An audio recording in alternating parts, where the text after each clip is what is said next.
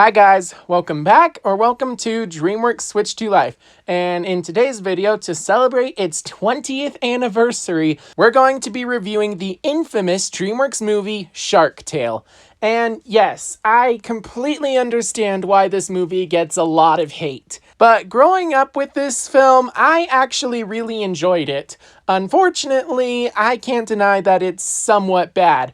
But honestly, it's in the so bad it's actually good kind of category for me. In fact, I think that's what a lot of people say about this movie, that it's so bad it is the worst Dreamworks movie ever, and it's fun to make fun of it, which is what makes this movie good. First off, let's talk about the animation. I gotta say that I love the animation quality. It's actually good. Granted, yes, this movie is 20 years old, so it's definitely aged.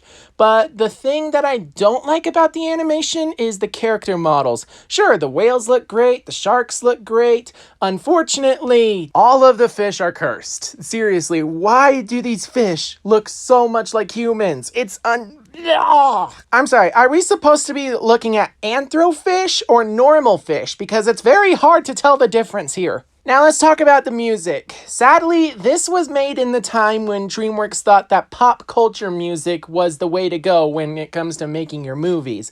And, well, with Shrek, it kind of worked. And while they did choose a bunch of great pop music to put in this movie, it's not that great. And when you take away the pop music, the normal background music is actually extremely bad.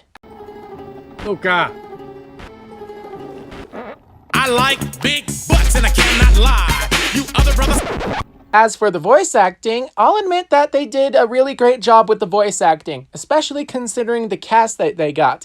I mean, they have Jack Black in here as Lenny. Yeah, before Jack Black took on the role of Poe, his first DreamWorks movie was this. So, yay! And also Will Smith did an absolutely amazing job expressing Oscar and his various emotions. But one voice actress that I definitely did enjoy in this movie was Katie Couric, a news reporter, as a news reporter named Katie Current. And now let's talk about the story. The story is a rags to riches story, and it's actually really good.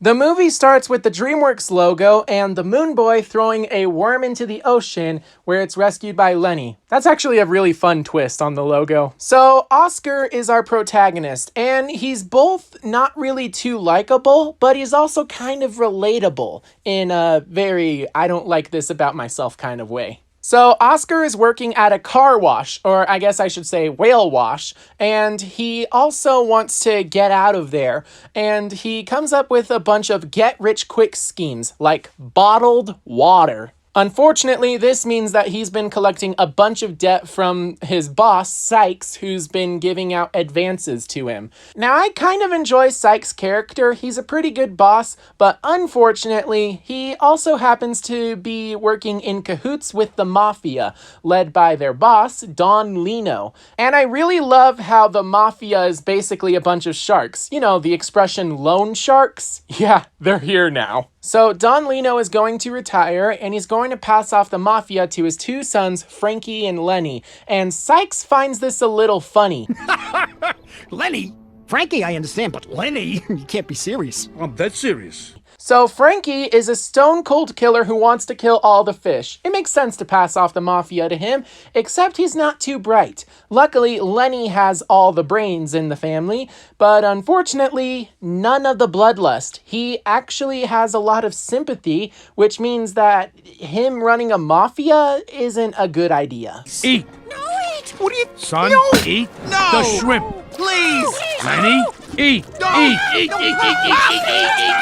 Put the shrimp down! Despite just telling the truth, Sykes ends up on Don Lino's bad side, so now Sykes has to pay Don Lino protection so that Don Lino doesn't send his Mafia to destroy Sykes' whale wash business. So Oscar goes in to try to get a loan, only for Sykes to say, you know what? No, I've been giving you too many loans and you haven't paid me back. You owe me 5,000 clams and I'm going to give it to Don Lino for protection. So unless Oscar pays up, he's going to die. So Oscar talks about this with his co-worker slash best friend, Angie, who Angie desperately has a crush on Oscar.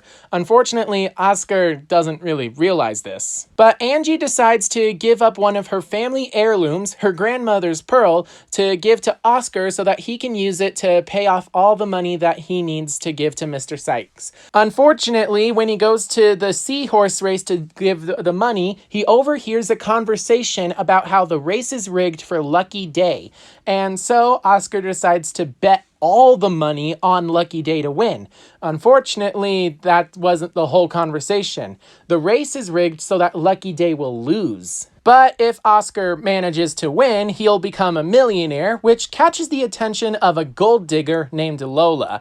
And no, the movie does not hide the fact that she's a gold digger. Nice bet. Unfortunately, Lucky Day's stall is rigged to lose. Luckily, Lucky Day manages to break out and puts up a good fight, even getting to the front of the race, and right as he's about to cross the finish line, he trips. Who in the halibut trips underwater? So now Oscar has no money whatsoever to pay off Sykes. So Sykes has his henchmen, Ernie and Bernie, get rid of Oscar by tying him up out in the middle of nowhere where they torture him before he's going to die. And that is when two sharks show up. And the sharks are Frankie and Lenny. Frankie is out there trying to teach Lenny how to be a killer. And after seeing the tied up Oscar, decides, hey, there's easy prey. Why don't you go make a killing right now? So Lenny does his best to try to get Oscar to get away. Unfortunately, Oscar doesn't get the memo, and that's when Frankie decides to attack. And just before Frankie eats Oscar, an anchor falls on his head. I'm so cold. That's just because we're cold-blooded. Ow! Moron. Frankie, no. So, unfortunately, Frankie dies from this. And, of course, Lenny is heartbroken, and he kind of blames himself for not killing Oscar, and he just disappears. But Ernie and Bernie, who ran away when they saw the sharks, decide to come back to check on the scene, and they discover Oscar standing triumphantly on the dead body of a shark. So Oscar uses this to his advantage and becomes the Shark Slayer. And now he's literally one of the richest people in the world. So right now, he's actually living the good life, even going so far as to get that gold digger Lola for a girlfriend. And what makes it worse is that Oscar holds a small box to Angie, and Angie thinks that he's going to propose, but it turns out to just be her grandmother's pearl, with interest. So Oscar decided to do a favor to his best friend and pay her back, and also turn her pearl into a pink pearl necklace, which is actually really cute, but also not really what Angie wants. It's at this point that Angie realizes that Oscar only views her as a friend. So while all that's happening, Don Lino is upset over the fact that his son Frankie is dead, and his other son Lenny is missing, because Lenny ran away, but they don't know that. So they figure out that there's a shark slayer on the loose, so they send out a search party to go looking for Lenny, and when they do that, the fish send Oscar out because he's the shark slayer to go and slay the sharks. Unfortunately, Oscar's not a shark slayer, so he just hides while they go searching. And he is actually discovered by Lenny. Unfortunately, Lenny overhears a conversation with Oscar and some fish, revealing Oscar to be the shark slayer. And, well, Lenny knows exactly how Frankie died. You mean you? Yeah. When the anchor? Oh, you're a liar. What? No, hey, I didn't lie, all right? All right, I lied.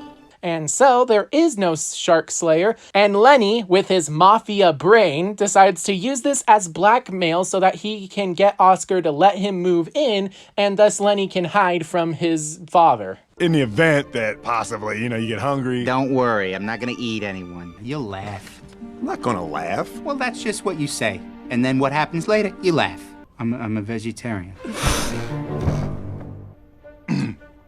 Hold up.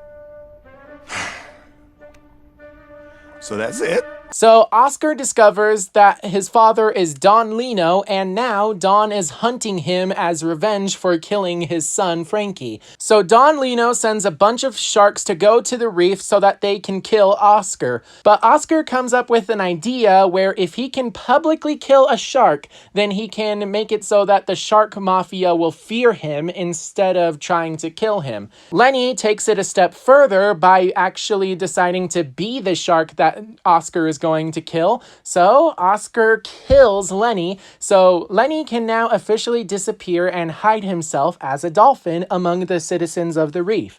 Unfortunately, this makes Don Lino even more angry, and it also does manage to make the Shark Mafia scared of Oscar. Unfortunately, Angie discovers that Lenny is hiding out in Oscar's storage room, and she's really upset that Oscar really isn't a hero or a shark slayer for that matter, and he's lying to pretty much everybody. And it's even worse when, after Oscar publicly kills Lenny, Lola decides to go up and kiss Oscar on live television, making it so that Angie is extremely jealous, and she's tired of hearing how Oscar is happy with his new life and how nothing in his old life was good enough for him. At least she treats me like I'm somebody. Yeah, but would she love you if you were nobody? Nobody loved me when I was nobody. I did! Just go.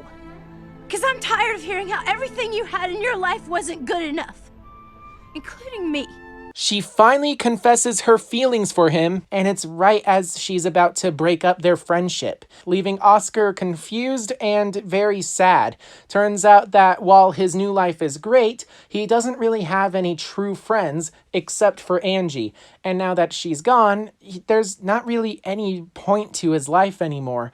And even when Lola tries to cheer him up, so she can get a little more of that gold digging, Oscar realizes that he took his best friend for granted and decides to not only break up with Lola, but finally ask out Angie on a date. And unfortunately, it does not go well. Not only does Lola have a bunch of wrath for being broken up with, but when Oscar tries to ask out Angie on a date, it turns out that she's actually been kidnapped by the Mafia. So now, Oscar, Sykes, and Lenny go into the Mafia to try to have a sit-down with Don Lino and discuss terms of agreement. So while Oscar tries to play it cool, when they bring out Angie, it's revealed that Lola was the one who gave over the sensitive information that Angie would be the Shark Slayer's weakness, because as we all know, there is nothing angrier than a woman scorned. Luckily, Oscar manages to make it so that Lenny eats Angie, proving that he really does have no feelings or care or sympathy, and he intimidates the Mafia into submitting to him. Unfortunately, Lenny can't stand the taste of fish, and he spews out Angie. And that's when Don Lino recognizes Lenny not as a dolphin, but as his son in disguise. Which, I gotta say, that's great that we have that kind of fatherly love there, but unfortunately for Oscar, that means that Don Lino is actually even angrier at Oscar, because before, he just thought that Oscar killed his two sons. I think that in his mind, Don Lino is angry at Oscar because he thinks Oscar broke Lenny's mind and turned him into a dolphin. So Oscar tries to swim away, and he ends up fleeing all the way to the car wash, where he has a final battle and manages to trap both Lenny and Don Lino in the whale wash machine. And when that happens, he manages to have a conversation with all of them, including a bunch of fish who showed up to watch the chaos unfold. And Oscar finally confesses that he is not a shark slayer, that an anchor killed Frankie, and he just took advantage of the situation. But more importantly, he confesses that he now realizes that Angie was his best friend the whole time, and he finally asks her out on a date. And far more important than that, he tells Don Lino exactly what happened to Lenny. And it turns out that he did not break Lenny's mind. Lenny just wanted to be a vegetarian, and he needed a place to hide, and Oscar was willing to provide one. Lenny confesses that he was upset because his father never accepted him for who he was.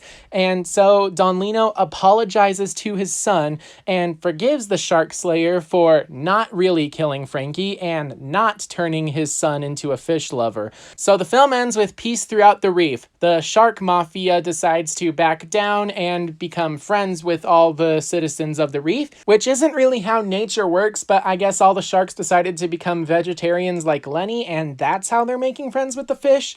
Or maybe it's just a false sense of security. Probably the latter. So now Oscar and Angie are officially dating, and that's kind of the end of the movie.